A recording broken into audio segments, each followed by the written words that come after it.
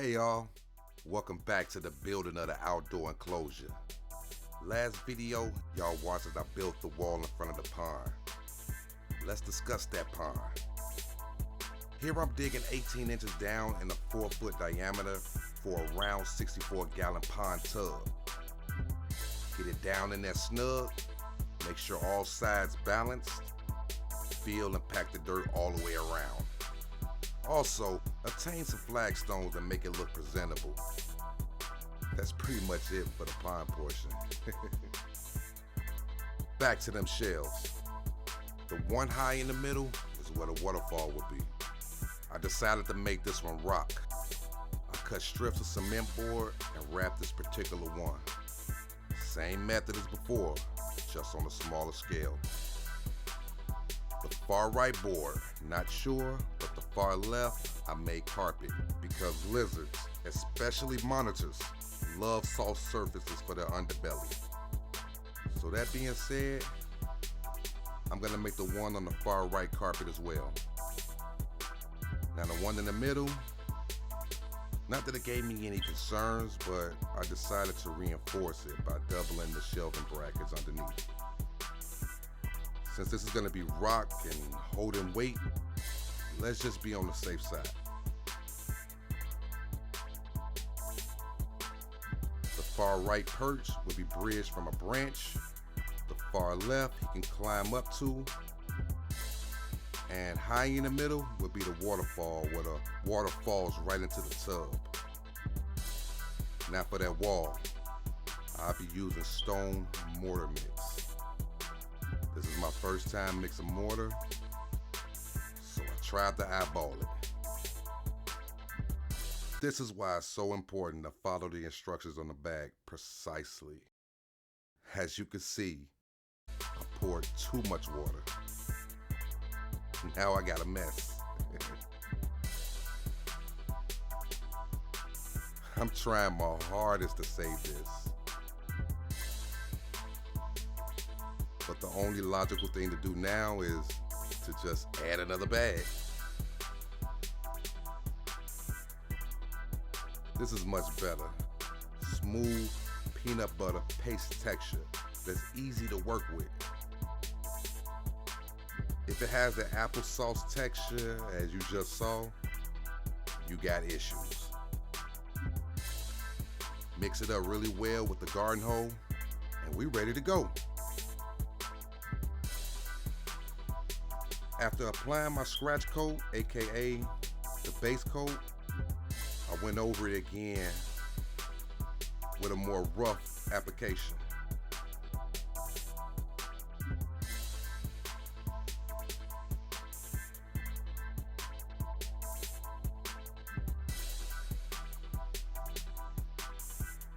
As you can see, after applying, I'm carving into the mortar before it dries. I have about 10 minutes to make the design after applying.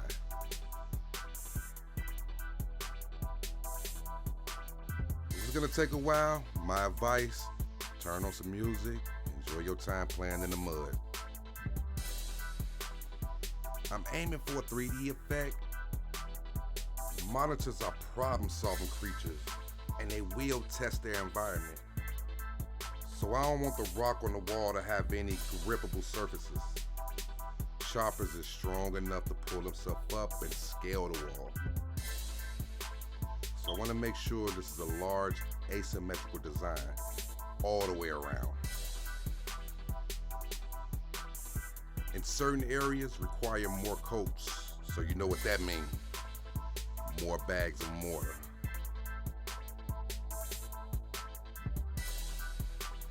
Apply with the trowel, then carve.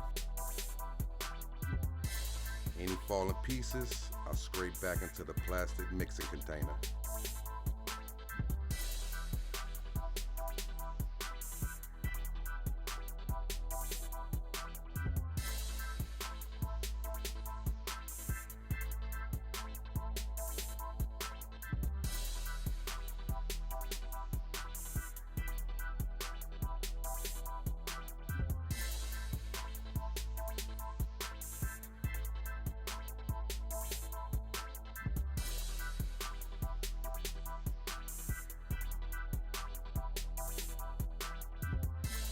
I learned balling some up in a ball and tossing it, what seems to be another effective way in applying rocky texture.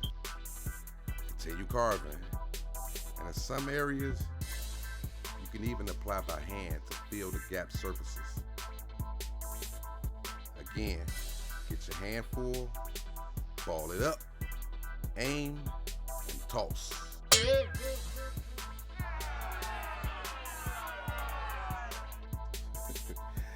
By now you get the picture.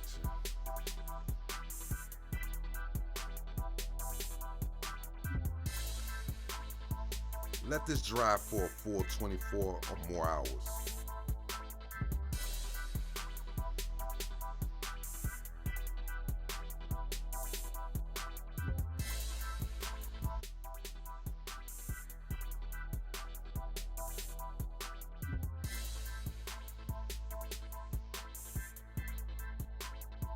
Next, I had trouble applying the mortar to the underside of the top lip.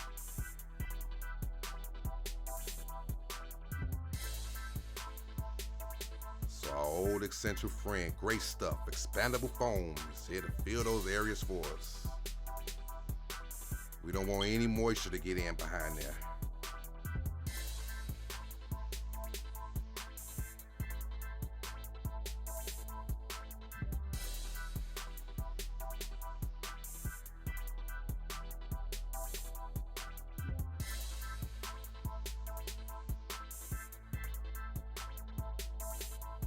After 48 hours, I decided to stain and not paint for the base coat. I'm using concrete stain, stone color. Also, I'm using a stain/paint sprayer, which without it, it would have taken me an hour to cover this, but did this whole thing under 5 minutes. Want to make sure I cover the whole structure. Second coat applied after about 3 hours.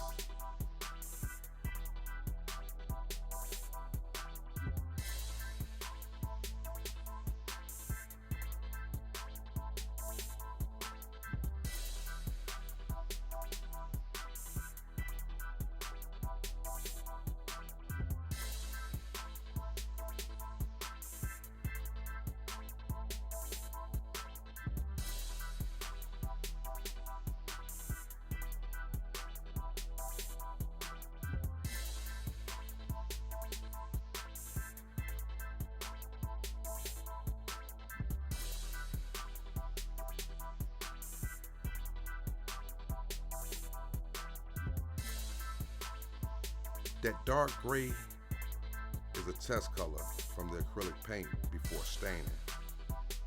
I like that color, so once this dries, after a few hours, I'll be using this color again. So I'm starting with this color of acrylic paint. Pour all of its 2 ounces into an empty squirt sprayer. Add 2 times the amount of water.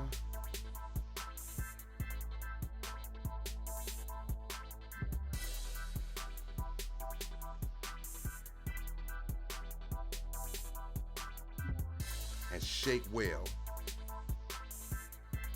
and begin to airbrush the color.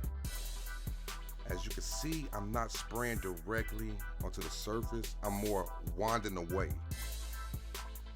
I also used that charcoal color and the moss green. Did the same effect with the same process. 3 coats apiece.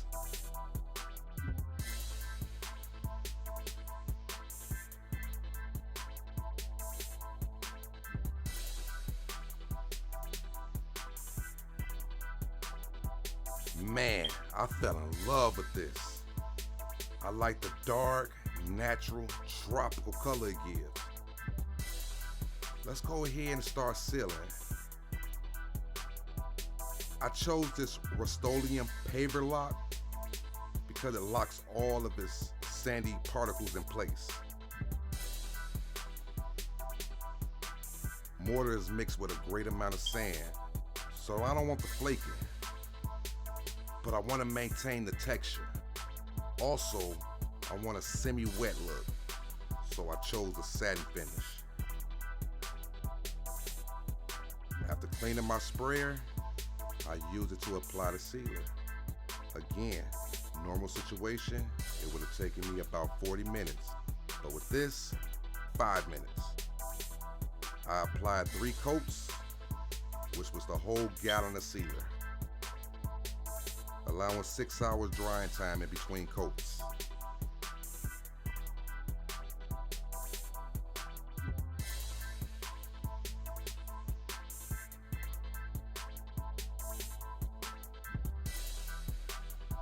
The next afternoon, I'm ready to bring in the logs. I found this in some woods close to my house. No need to bleach or bake. I just let it sunbake. It's outside anyway. The big one is perfect for the mid-height ledge that I needed and the curve to bridge over the pond without taking up a lot of space.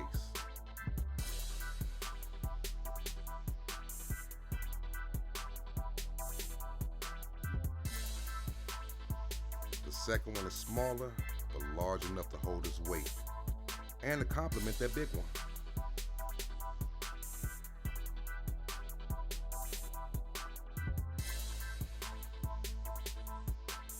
Now let's get to that filter and waterfall. Here I'm starting off with a black 12-gallon storage container. Black hides better in foliage. I chose to put my intake here in the corner with a 1-inch bulkhead. Cut my hole into the container.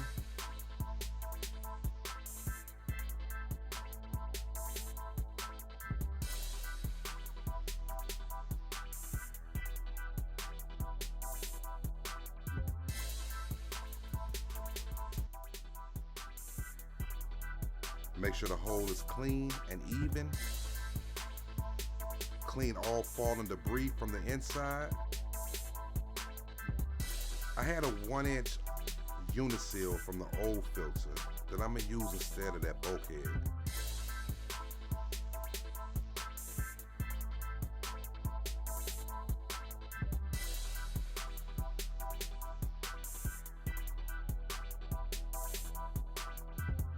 Use some thumb string, pop it in there.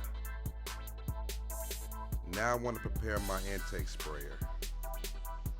I'm using a 5-foot by 1-inch PVC pipe and measuring off what I needed. I want to have about 2 to 3 inches of PVC left on the end for easy connection. Now I'm going to cut it down. I'm gonna cut it with a PVC cutter.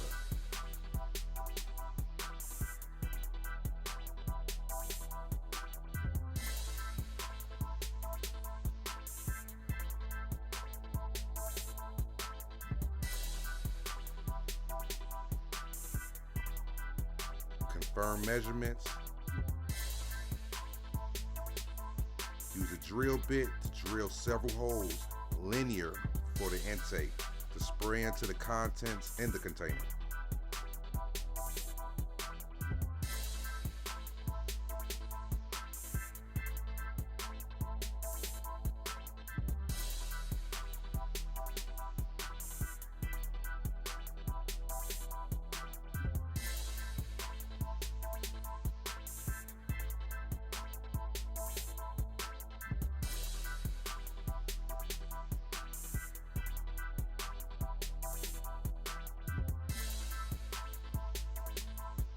Do not put holes on the very end.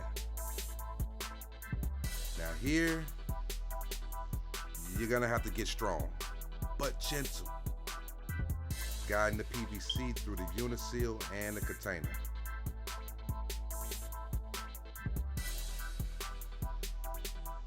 After it's through, use the 1-inch PVC cap at the end.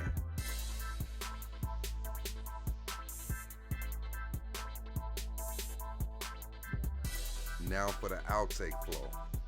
I'll be using 1.5-inch bulkhead, measuring inside and outside of the container because the container is full of asymmetrical designs.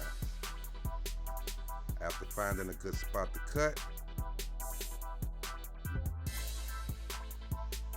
I start slow, then speed up. Lock on the bulkhead and use some silicone as reinforcement around the bulkhead where it meets the container, inside and out. Allow an hour for the silicone to cure. Here, instead of PVC pipe, I'm using a 6" by 1.5" polypropylene nipple. Wrapping the thread with plumber's tape.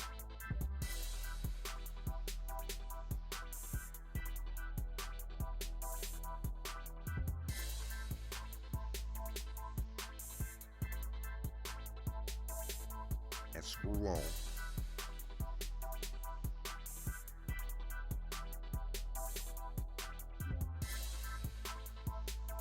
Now for the filter contents. I bought 2 packs of filter media from Menards for about $10 a piece. In each pack, coarse to fine media. I put both in.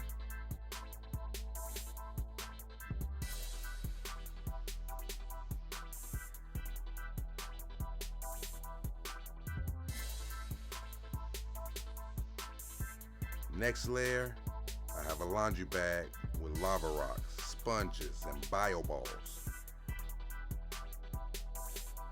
I'll throw another bag of bio balls in. Draw the string tight and set it in.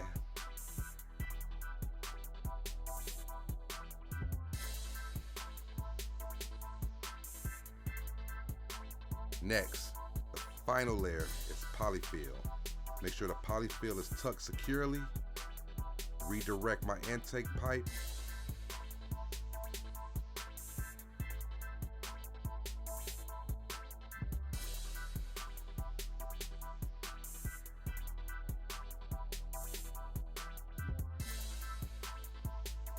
Close the lid, and I believe we are ready to go. Bring my filter over to the ledge and position it to where I want the water to flow. Connect my PVC to the pump below, and let's see what happens.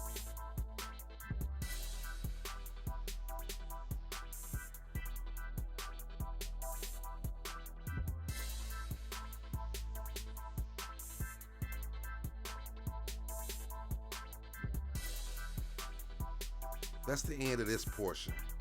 Make sure you check out the next video for the third and final installment of this project. Thanks for watching.